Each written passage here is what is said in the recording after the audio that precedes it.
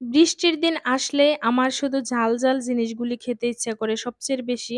মনে হয় যে একটু গরুর মাংস ভুনা করি, না হলে একটু মুরগির মাংস ভুনা করি। এই টাইপের খাবারগুলি আমার অনেক খেতে ইচ্ছা করে বৃষ্টি দেখলেই। আর যেটা খেতে ইচ্ছা করে সেটা না খেতে পারলেও না ভালো লাগে না। আসসালামু আলাইকুম, কেমন আছেন সবাই? আশা করি ভালো অফিস আছেন। থেকে ফিরেছিলাম, প্রায় সন্ধ্যা গড়িয়েই গেছে। তারপর সারার বাবাকে বললাম যে, "একটা তাহলে মুরগি নিয়ে আসো।" আর অনেকদিন ধরে লেয়ার মুরগি আনা হয় না। ভাবলাম যে একটা লেয়ার মুরগি এনে তারপর রান্না করি। আর খেতে ইচ্ছা করতেছিল অবশ্য লেয়ার মুরগি। লেয়ার মুরগি আসলে অনেকদিন আগে আনছিল আমাদের, এর মধ্যে আর আনা হয় নাই। পরে একটা মুরগি নিয়ে আসলো আর এদিকে সারামণির জন্য বিস্কুট নিয়ে আসছে। আর বিস্কুটের প্যাকেটে এই যে খেলতেছে আমিরা। আমিরার কাজ হলো বাচ্চা পোলাপান যা করে ও তাই করে। যাই হোক মুরগিটা ভাবলাম একটু আগুনে ঝলসে নেই। কারণ উপরে ছোট, ছোট যে চিকন, চিকন লোমগুলি থাকে ওটা আসলে দেখা যায় না। ড্রেসিং করলেও ওটা থেকে যায়।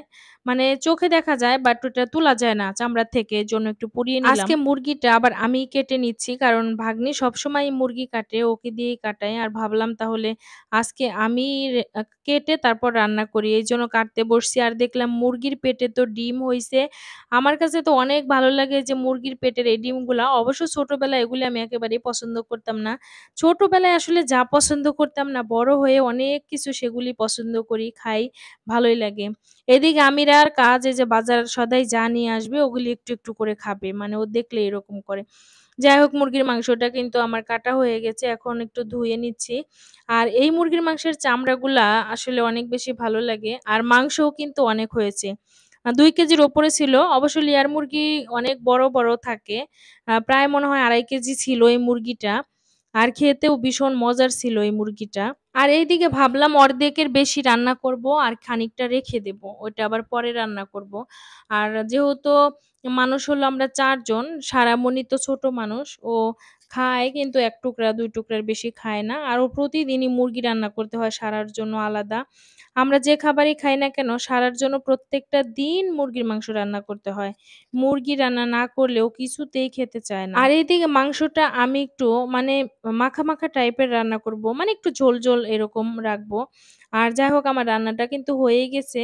অবশ্য আমি আমার ভাগ্নিকে অফিস থেকে ফোন দিয়ে বলছিলাম ওকে রান্না করার জন্য। ও কিন্তু রান্না করেছে, অলরেডি ২ পদ রান্না করেছে। আর আমি এসে মুরগির মাংসটা রান্না করে নিলাম। আর মাছ রান্না করে নাই। যখন আমি বললাম যে মুরগির মাংস রান্না করব, পরে ও মাছগুলি বের করছিল, পরে ফ্রিজে আবার রেখে দিছে। আর এখানে সবজি রান্না করছে, আরেকটা ভাজি রান্না করছে। আর আমি তো মাংস দিয়েই খাবো আজকে যেহেতু অন্য কিছু দিয়ে খাবো না। আর মুরগির মাংস একটু ঝাল, ঝাল করছি। আর ঝাল, ঝাল মাংসটা খেতে আমার কাছে ভালো লাগে। আমি একটা ডিম নিলাম। মানে পেটের ভিতরে মুরগির তো আবার কয়েকটা ডিম হইছিল, সেখান থেকে একটা ডিম নিলাম।